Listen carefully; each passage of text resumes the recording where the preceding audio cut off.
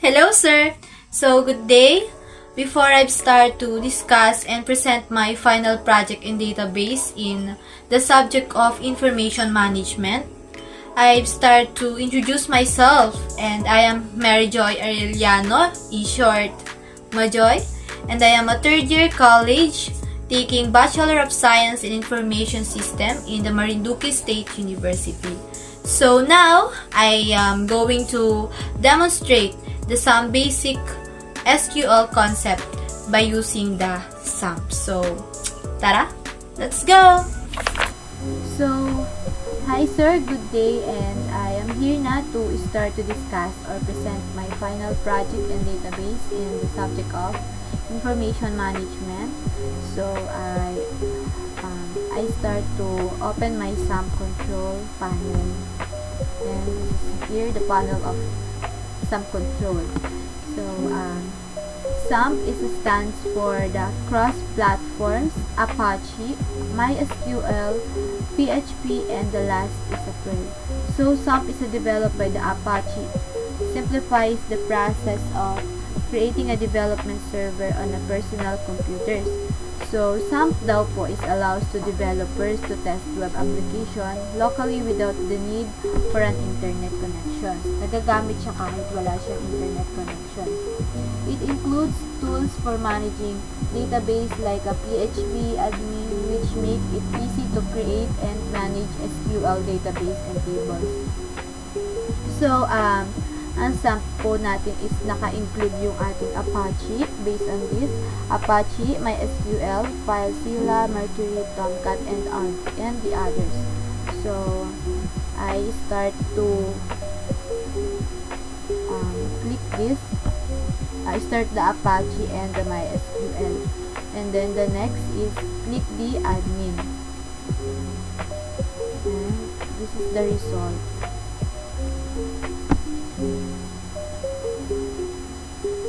So this is the database. This is the database. So the purpose daw po ng ating SAMP ay to design to make the process of building and testing application is straightforward by providing a pre-configured server environment. It eliminates the needs for developers to manually install and configure individually server components such as a web server, Apache, a database server. So, ginagamit din po yung ating SAMP for the local web development, database management, and learning and training, software testing, and the WordPress development, and the other po. So, dito, nakapaloob yung ating databases, SQL, status, user count, export, import, setting, and the etc. So, ito, once na-click natin yung kaninang admin, may lalabas or tatawag yung ating local host. Ayan, yung nasa taas, pinakang link niya. So, magpuproceed na tayo sa ating gagawin na database. So, click the new, and lumabas yung create database or database name. Ilalagay natin yung ating database name na dito sa ating platform. So, ita-type natin dito is student information.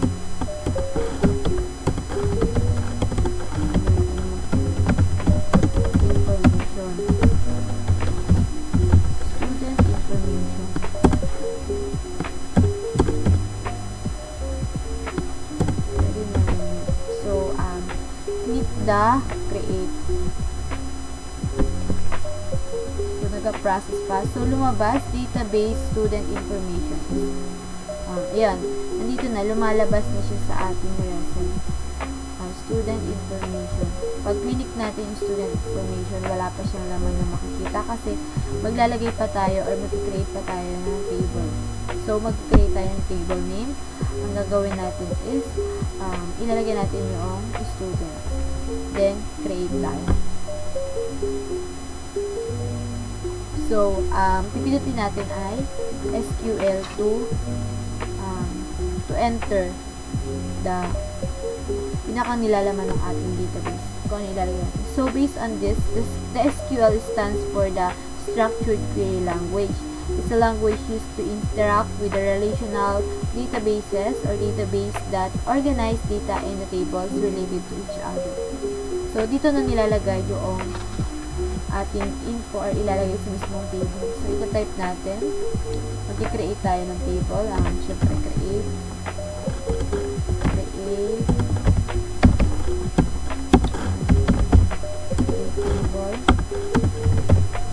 table of students, open parenthesis, and then enter tayo. So, ang i-type natin is ID. So, ang nag-represent siya ng int or integer. Then, ilalagay natin dito is auto increment. So, naka-primary siya.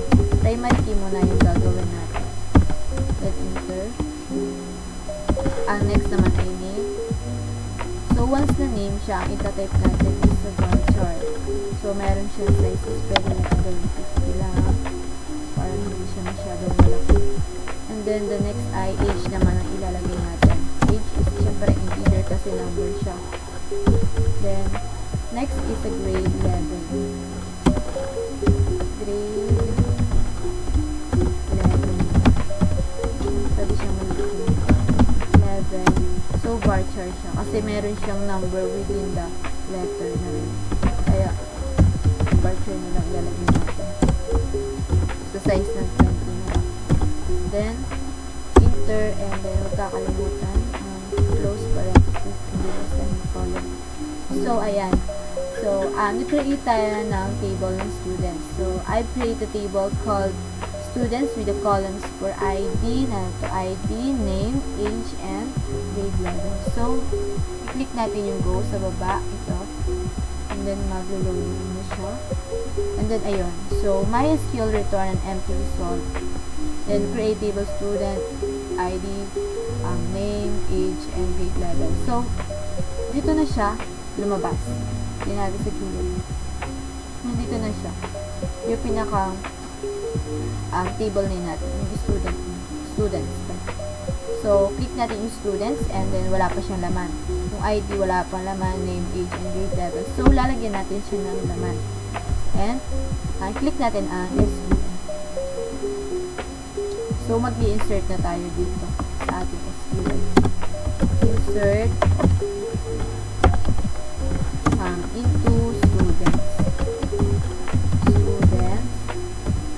So, ang nakalagay dun kanina is name, age, and grade level. Okay, ito. Lumabas na. Kaya wala yung ID kasi automatic na siyang lalabas doon sa mismong once na browse na siya mamaya. So, mamaya makikita na. So, type the values. So, dito na tayo mag-i-insert ng kung ano ilalaman natin sa kung ano yung name, age, grade level na ilalagay natin. So, proceed na tayo ng name na Mary Joy.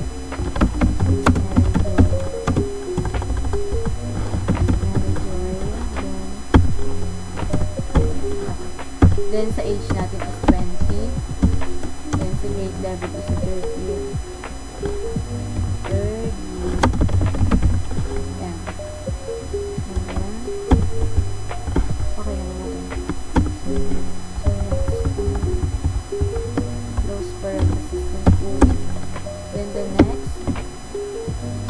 Lagay tayo next naman. Sino naman ang lagay natin si Allen. Ang the age of 19 na lang gawin natin yun. And then, gawin natin second year. Okay.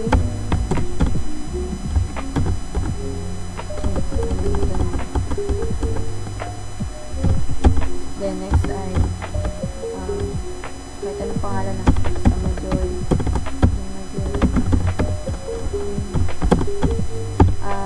2020 din. Para mamaya may pagbabasehan tayo mag insert, delete, or update tayo mamaya. Kasi magagawa ako ng ganun. Then, gawin natin ng third year.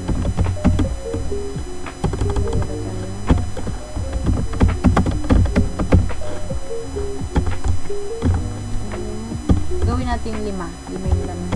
So, next naman ay si Lester. So, natin yung Lester naman. Lester, 21 years old, and then the fourth year college.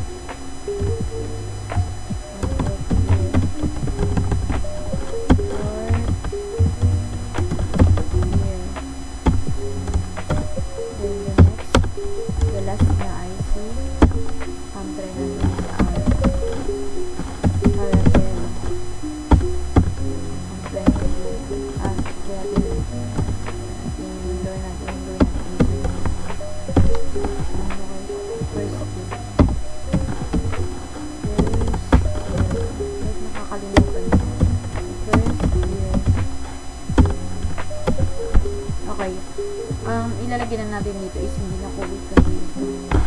So, ayan. So, I've start sample data into the student table. I include the details for the 5 students.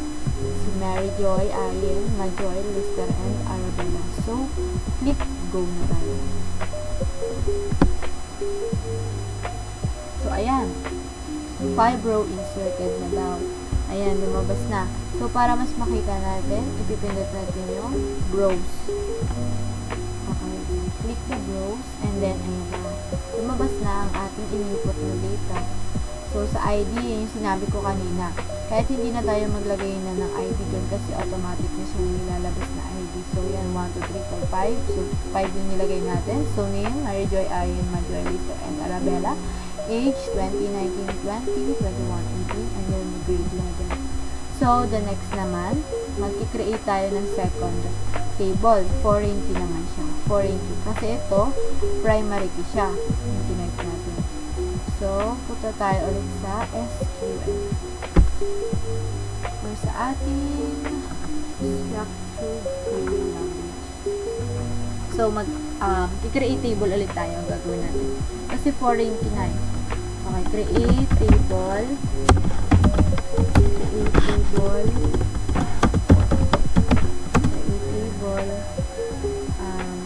Courses ang gagawin natin. Courses.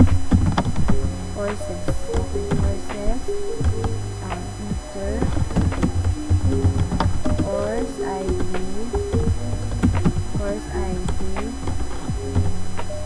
Delete lang siya. Tapos, int na siya kasi katulad kanina, ganyan lang natin.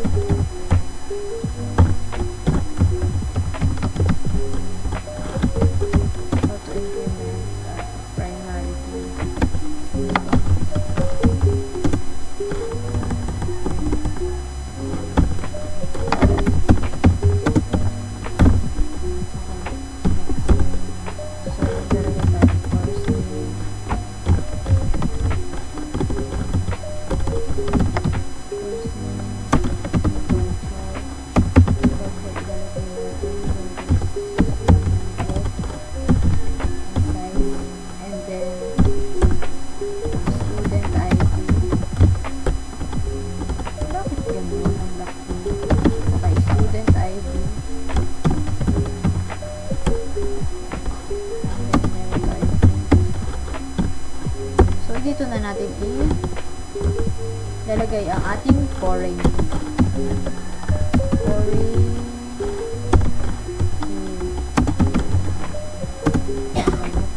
Diary student.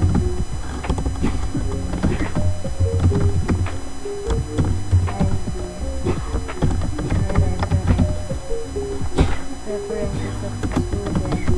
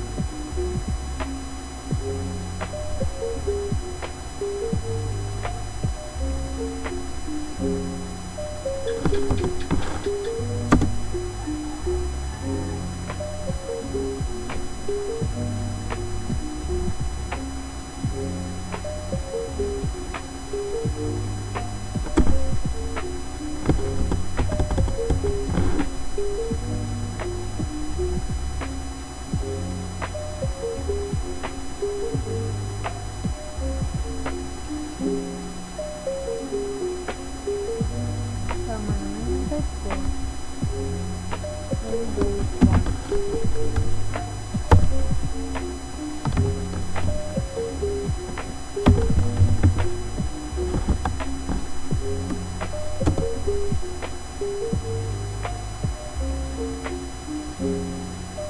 Comma or across the respectively.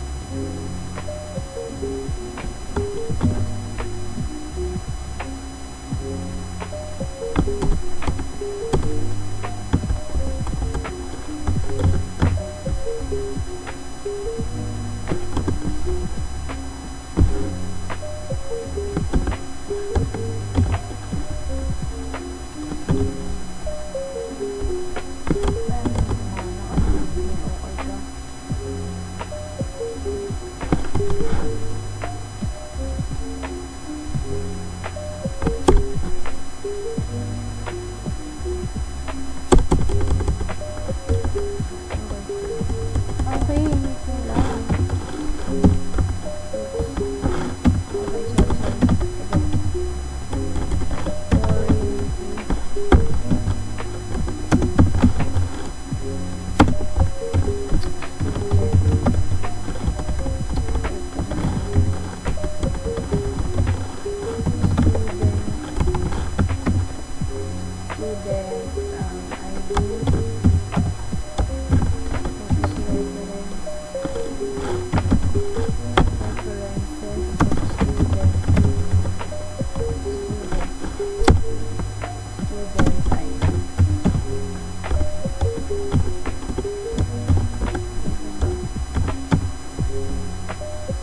Okay, Ayan, okay na. So, this is a related table. Name, course, nagdali tayo ng courses, which has a student ID. And the columns is course ID, course names, and student ID.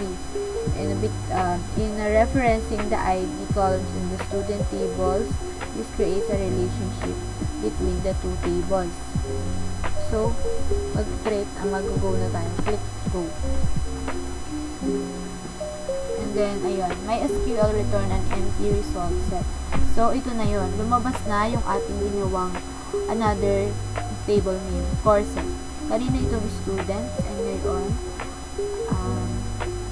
ito, wait lang, reload na. Okay, student, ito na yung lumabas, yung dinate natin kanina. Then, yung sa courses, ay ito. Wala pa siyang lumabas kasi wala pa tayong input na data. So, nakalagay pa lamang sa atin ay course ID, course name, and student ID sa ating attribute. So, lalam na naman natin siya. So, SQL. Click the SQL and then the insert na tayo.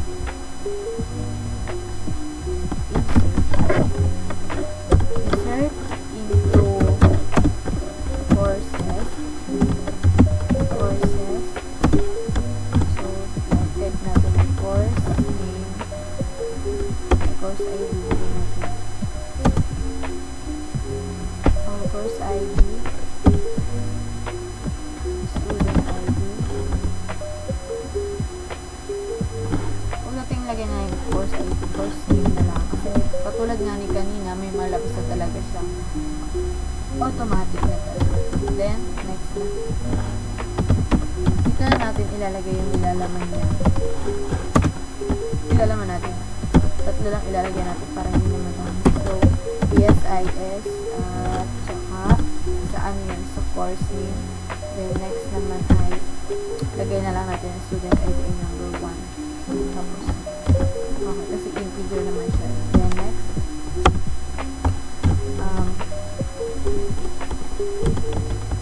Magkaan naman tayo IDN. Then, number 2.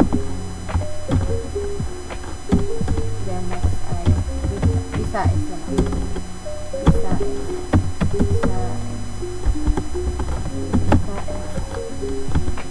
Then number 2. Then, so I've added sample data to the courses table, link each courses to a student in the student table, the EED, ESIS, and BSIS. So, proceed na tayo, go, click the go, and loading. And then, ayan, the 3 rows inserted. Then, ito na. Then, click natin ang rows para makita natin yung naging output. So, ayan, ito na. Kaya hindi ko na nilabas yung nilagay yung course ID kasi automatic na siya. So, ayan, yung ating input na course name na insert natin yung course name na BSIS, BED, and BSIS, and then the student ID is 1, 2, 3. And then, okay na. So, pindutin natin yung students. At dito tayo naman mapuproceed. So,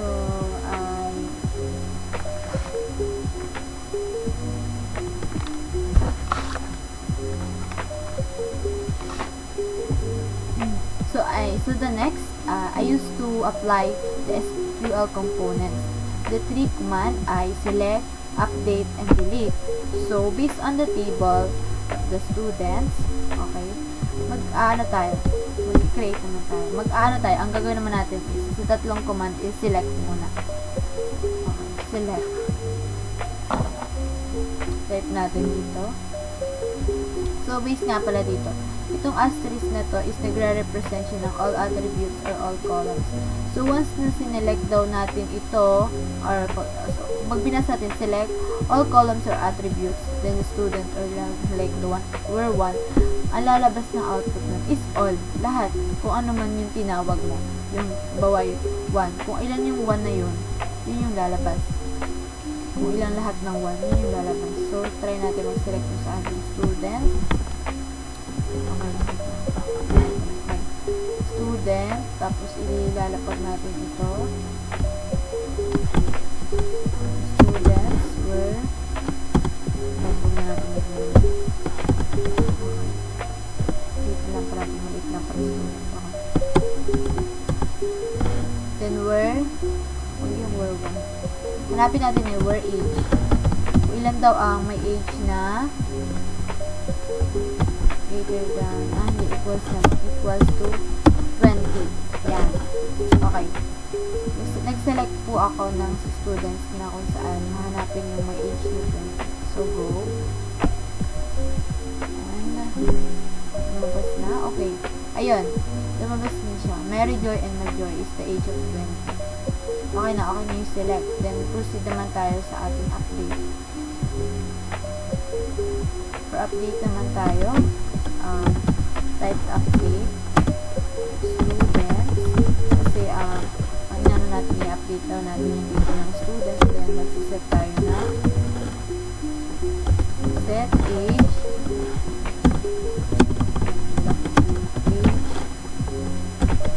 is equals to anong meron dun, yung yung 18.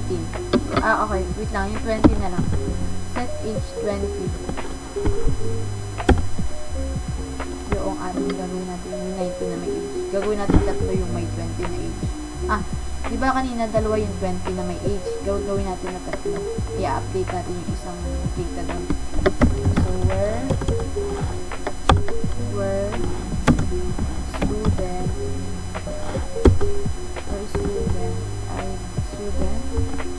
student ID ng number 2 na lang. Gawin natin yung number 2. Equals number 2. Okay. Ayan. I-update daw natin yung nasa table ng student, yung age ng gagawin daw natin isi-set natin or i-update natin na 20. Yung may student ID ng number 2. So, go na tayo. Oh, may error. Why? Okay, baka walang kayo naman ganito.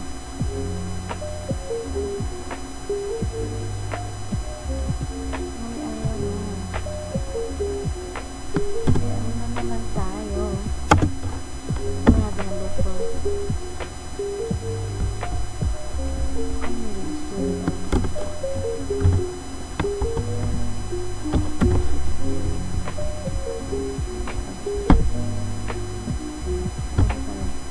na lang natin yung age na lang. May age na may age na 19. Yun lang i-update natin. Ayan, okay na. Yung in-update daw natin yung student table, yung table ng student, at sinet natin ng age 20 yung may age na 19. I-browse natin. Yan natin. Yung may basta pag nagbago siya na 20. Okay. Tatlo na yung may 20 na.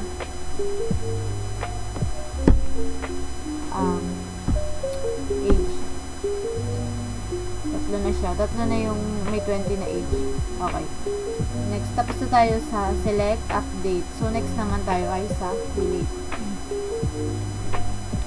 So, before I delete, okay.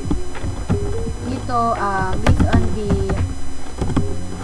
on the discussion, bago tayo mag-delete, siguraduhin muna natin na sure tayo na i-delete natin yung data na yun. Huwag tayong mag-delete basta-basta na hindi tayo sigurado kasi baka magkamali tayo. So, ayun, magta-type tayo delete from students. Okay, students, then where na, ano natin yung student ID na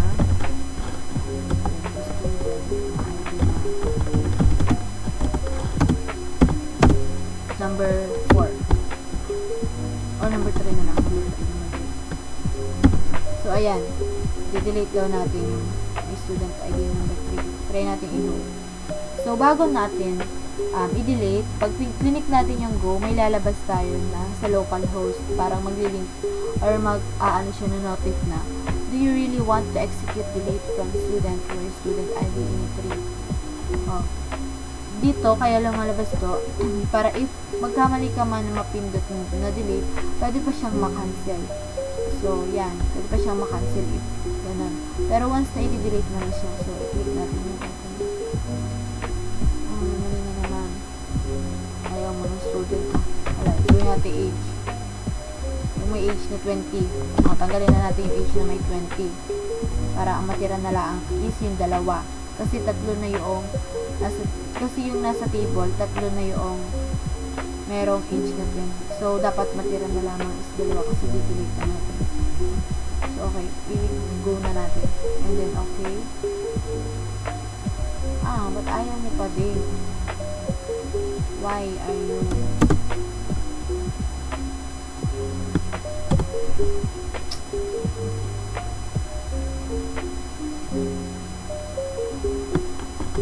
Sino naman i-delete from.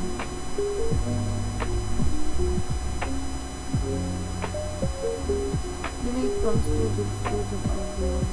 Cannot delete or update parent project or ayaw mag-delete once na nasa student. Kailangan tayo pumunta sa foreign key. Okay, sige. Try natin i-delete ang ating BEd. Delete natin BEd. So, student ID na number 2. Sa SQL. Pumunta tayo sa foreign key. Okay, delete from student, then where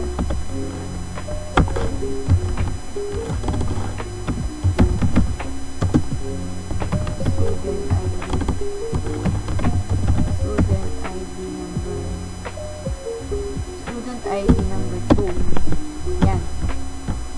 Okay, sana ito gumana na ako. Okay, nandito na tayo. Student ID number 2. Okay, delete na. You really want to execute delete from student where student ID number 2. Okay. Ba't ayaw mo pa rin? Call student ID number 2. Ay, okay. Hindi siya student. Course pa lang. Courses. Sorry. My fault. Okay, sa courses tayo. Kasi nasa foreign key tayo kaya na mali ako. Sorry. Okay, next. Okay na. Yun na. One row deleted. Okay na. So, mag-browse tayo. Click the browse and ayan. Nawala na yung ating number 2 na student ID yung BAL. Okay. I'm done na sa ating tatlong command na which is select, update, and the delete. So, I demonstrate naman sa join queries naman tayo. Once na sinelect natin yung student's name, student age, courses, and name from the student, lalabas na yung ating lahat na nandito. Kasi naka-inner na tayo, lahat ng lalabas na. So, and for the summary of the doing of my final project and the database in the subject of information management, I demonstrate I created a database name, database name of student information, and added the table students and courses, inserted sample data, and demonstrate how join queries work to retrieve data from relative tables.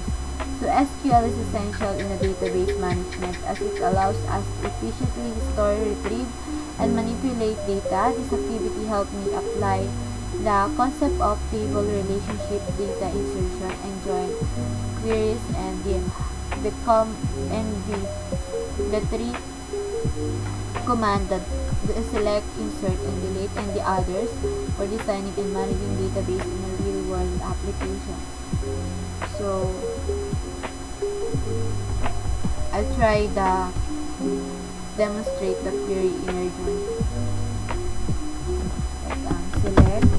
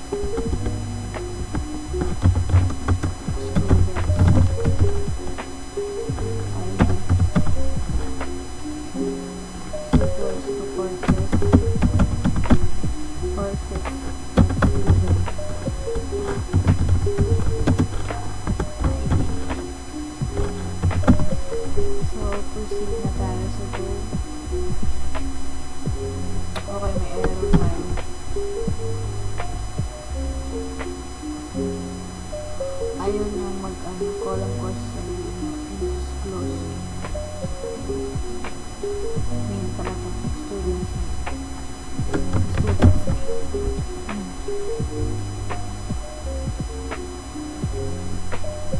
Course students name.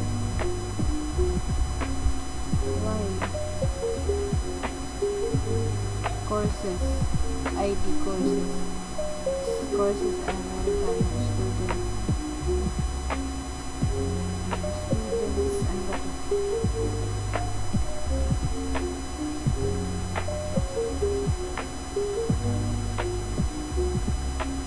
Meron tayong course name.